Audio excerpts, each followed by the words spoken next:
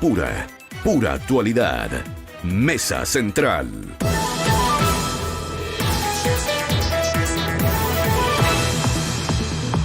Conectado el ministro de Hacienda, Mario Marcel. Ministro, ¿cómo está? Muy buenos días. Hola, buenos días. Le ha tocado, la presentación de la ley de presupuesto, el informe de la Hacienda Pública, en fin, harto trabajo. Y ahora está, entiendo, en el aeródromo de Tobalaba, ¿está o no? Con la ministra del Interior. Vamos en camino para allá. Ya, en camino para allá, porque van a presentar el presupuesto de seguridad o los principales ejes del presupuesto de seguridad. ¿Qué es lo importante en esa materia? Bueno, lo importante es que hemos ido, a lo largo de lo que ha sido el gobierno del presidente Gabriel Boric, hemos ido acumulando un incremento de recursos que se va a acentuar en el 2025, recursos para seguridad pública, para administración de justicia, y además, dado que usted que hacía un recuento de las actividades de estos días, recordemos que la semana pasada aprobamos cumplimiento tributario en el Congreso, y entonces además con eso vamos a tener los recursos para financiar las reformas legales que el presidente Boric comprometió en la cuenta pública el 1 de junio, que son básicamente de fortalecimiento de carabineros e investigaciones a través de aumentos de dotación y aumentos de remuneraciones. ¿Ahí está lo más importante de la ley de presupuesto de este año? Bueno, no es solamente eso, por supuesto. Claro. Es porque esta ley de presupuesto se ha definido como una ley, un presupuesto para cumplir con Chile. Y eso significa que hay muchas prioridades, muchos compromisos que se han ido asumiendo con el tiempo, a las cuales ya se le han ido asignando recursos, pero ahora, siendo este el último presupuesto que se va a ejecutar en su totalidad por parte del actual gobierno, es el momento de dar como un empuje final, por así decirlo, al cumplimiento de esos compromisos. Claro, pues se trata. Entonces también en esa materia, por supuesto, tenemos compromisos importantes de reducción de listas de espera de los hospitales, implementación del Sistema Nacional de Cuidado, el plan de emergencia habitacional, el 1% del presupuesto dedicado a la cultura.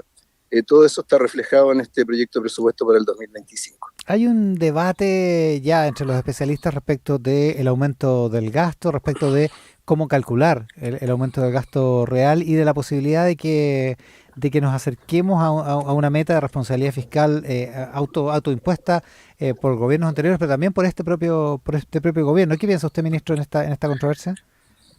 Bueno, este gobierno ha sido más exigente que los gobiernos anteriores en términos de las metas de política fiscal, porque no solamente, es cierto, hizo el ajuste enorme que tuvo lugar el 2022 después de, por así decirlo, el reventón de gasto del año anterior, sino que además en cada uno de los años siguientes ha ido poniendo metas cada vez más exigentes en términos de balance estructural.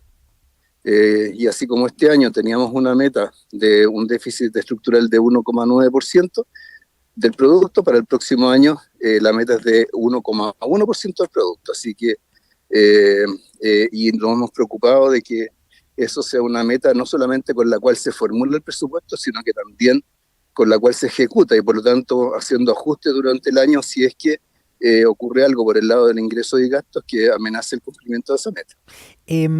Hay una discusión respecto de cómo calcular el aumento del gasto del fisco en la ley de presupuesto 2025, porque, por ejemplo, usted probablemente sabe que el exdirector de presupuesto Matías Acevedo argumenta que la comparación real tiene que ser con el gasto que se ha efectuado este año 2024 y que sería como mínimo unos 1.800 millones de dólares menor a lo que está en la ley de presupuesto de este año, del año en ejercicio, digamos, lo que haría que el gasto en rigor esté aumentando mucho más que el 2,7%.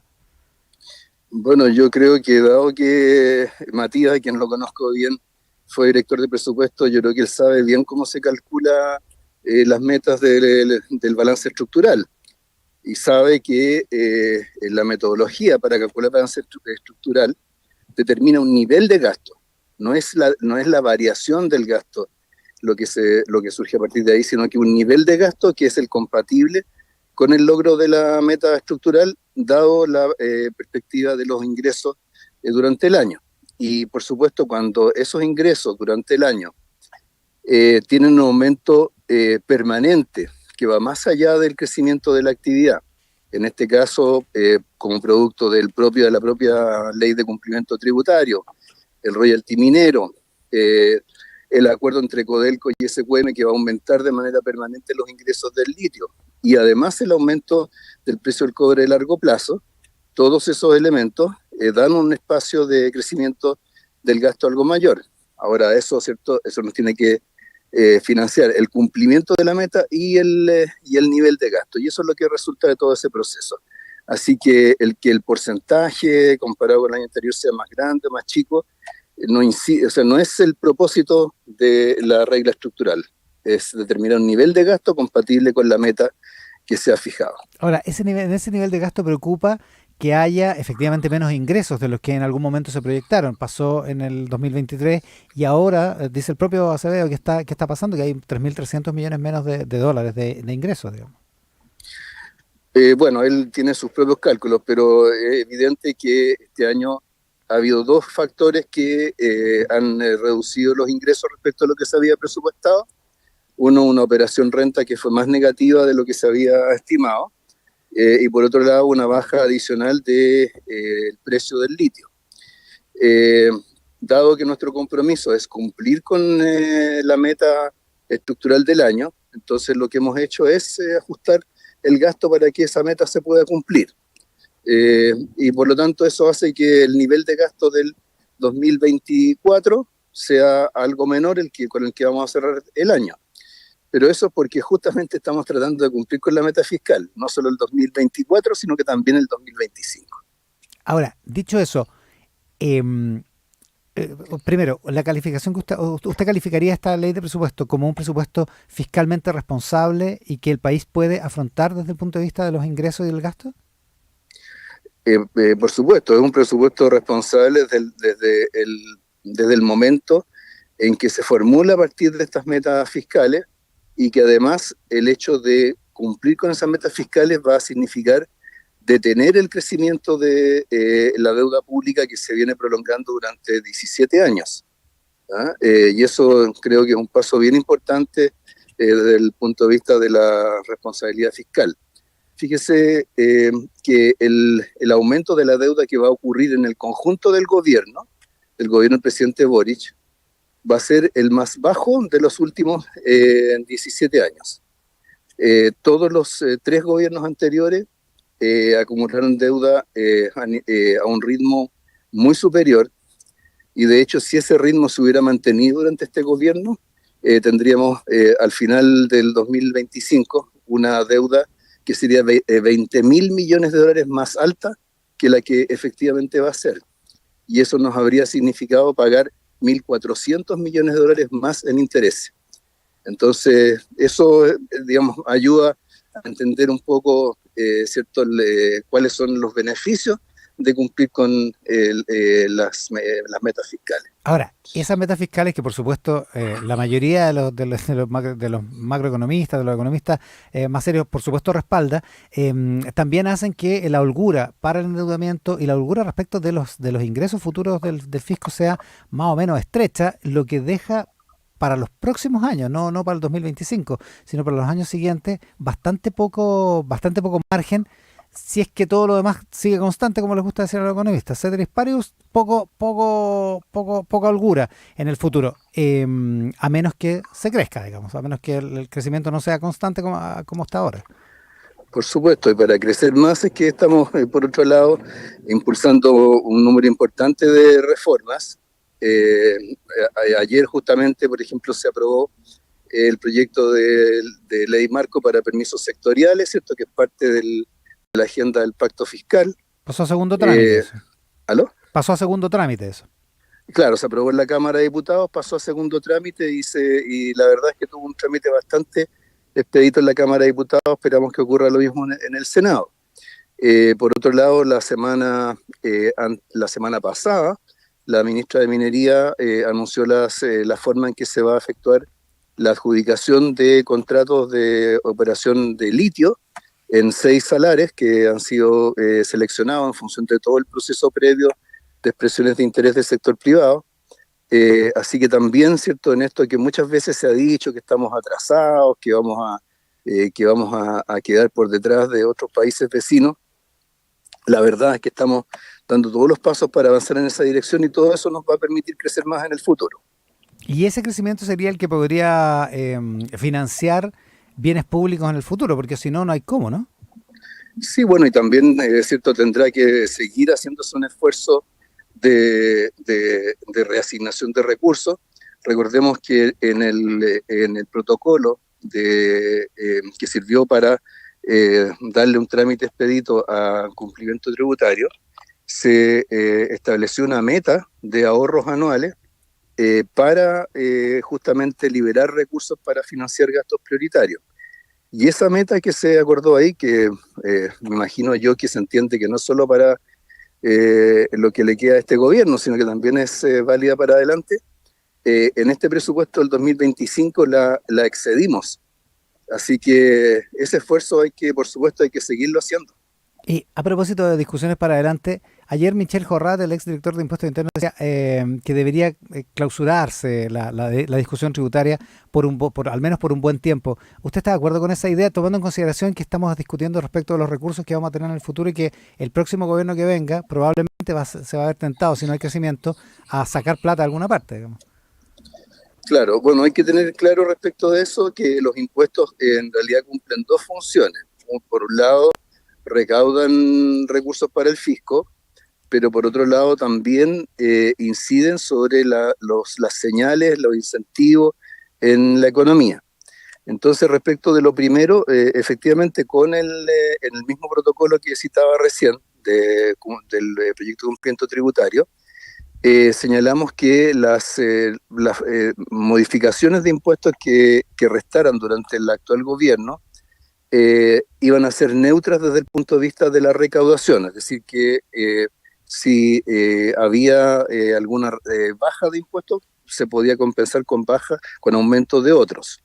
Eso es el principio que vamos a seguir en el proyecto de reforma de impuesto a la renta, y lo que vamos a buscar a través de este efecto más distributivo de señales es fortalecer los incentivos a la inversión, fortalecer la justicia del sistema tributario, haciendo cierto que haya algunos beneficios para la clase media, incentivos directos a proyectos de inversión, financiados todo esto con impuestos a las rentas del capital de las personas que tienen mayores ingresos en el país. Ahora, del mismo modo, también existe ya desde hace tiempo el compromiso de una reforma fiscal verde que contribuya a las metas de reducción de emisiones del país, porque si no cambiamos, por así decirlo, los precios relativos en la economía en favor de actividades, producción que sean menos intensiva en emisiones de carbono, no va a poder cumplir las metas que el país se fijó.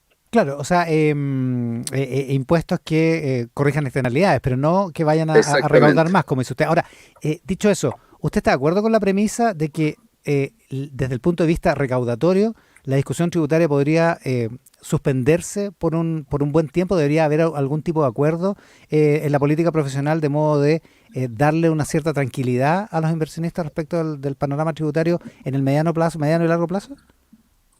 Yo creo que es importante dar señales de estabilidad, y esas señales de estabilidad tienen también que ver con la suficiencia y la capacidad para manejar la política fiscal, porque si tenemos una política fiscal que se va a estar desfondando y va a estar generando grandes desequilibrios, eso tarde o temprano va a llegar también a los contribuyentes. Entonces, por eso fue importante que aprobáramos cumplimiento tributario, porque eso nos va a aportar el equivalente a 1,5% del producto, que si lo sumamos al royalty minero, si lo sumamos a las modificaciones tributarias que se acordaron para financiar la PGU, todavía al final del gobierno anterior, pero que se han aplicado todas durante esta administración, y lo sumamos a los mayores ingresos estructurales provenientes del litio, en la práctica vamos a terminar este periodo aumentando los ingresos permanentes del Estado más o menos en 3 puntos del producto, y eso debería ayudar a tener una política fiscal más balanceada, más sostenible a través del tiempo, incluyendo, por supuesto, el presupuesto del 2025. Estamos con el ministro de Hacienda, Mario Marcel. A propósito de impuestos, lo último sobre impuestos, Evelyn Matei propone un sistema de invariabilidad tributaria para grandes inversiones. ¿Qué le parece a usted? No conozco en detalle la propuesta. Me imagino que, o sea, creo que al referirse a invariabilidad para grandes inversiones, significa invariabilidad para grandes empresas. En su momento yo recuerdo en el gobierno del presidente Lagos, la invariabilidad tributaria de aquella época unía a la depreciación, al efecto tributario de la depreciación de las inversiones que hicieron en la minería privada, significó que a comienzos de los 2000 los ingresos provenientes de la minería privada eran igual a cero. La minería del cobre, la gran minería del cobre privada tributaba cero. Eso en aquel momento se vio que era insostenible, se creó el primer, digamos, el impuesto adicional, como se llamó en aquel entonces, o el primer royalty minero, y después, a la larga, el tema de la invariabilidad fue atenuándose. Entonces, yo creo que el tema de la invariabilidad bueno, puede ser considerado un incentivo, pero también uno tiene que tener claro cierto, los temas más de justicia distributiva y suficiencia. Obviamente es un panorama más completo. Me imagino que quienes están proponiendo esto lo estarán pensando. Estamos con el ministro de Hacienda, Mario Marcel. Ministro, el otro día conversaba con el ministro de Justicia que decía que para aprobar 11 proyectos de cárceles, 2 nuevas y varias ampliaciones, se va a tener que hacer un fast track, digamos, es decir, liberar de permisos a todas esas cárceles en el entendido que se va a respetar de todas maneras el derecho a las personas, de los vecinos, del medio ambiente, en fin, pero con un nivel de una tramitación de permisos mucho más rápida y eficiente. Y algunos se preguntan, esto igual que cuando dicen por qué no le sacamos el IVA al pan, digamos, por qué el pan y no, qué sé yo, la encina. Pero bueno, algunos se preguntan por qué no otros sectores como la construcción no tienen un trato parecido, de modo de liberar temporalmente de algunos permisos relevantes o que hacen muy lenta la tramitación a ese sector para precisamente para ponerle más energía a la economía. Claro, bueno, aquí tenemos que tener claro que en el caso de las inversiones públicas, y especialmente de las cárceles, también los establecimientos hospitalarios, las escuelas, a lo que son los permisos para cualquier proyecto de construcción, se agregan los trámites propios del sector público, ¿cierto? Porque igual hay que cumplir con los estándares ambientales, sanitarios, etcétera, pero a eso se agrega todas las regulaciones internas del sector público y las regulaciones propias del sector mismo, en este caso, ¿cierto?, el sector de las cárceles. Entonces, lo que se busca con esa iniciativa está más relacionado con esta segunda parte, más que con los temas de carácter más general de permisos para construcción. Ya, o sea, no hay forma de que usted mismo en una entrevista conversando conmigo hace un tiempo decía que era desesperante el tema de los permisos, más allá de los proyectos que están en el Congreso. Usted dice muy bien que ayer se terminó el primer trámite, el de permisología, que yo sé que no le gusta la palabra, pero más allá de eso, ¿no hay posibilidades de hacer de asumir como una emergencia nacional el tema del crecimiento?